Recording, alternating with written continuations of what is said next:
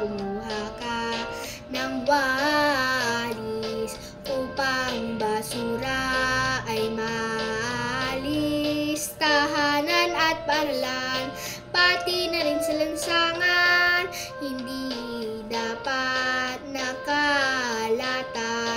Ito ay ating tahanan.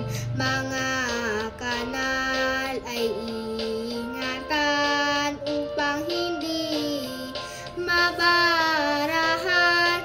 Baradong kanal ang dahilan, mga baha sa ating bayan.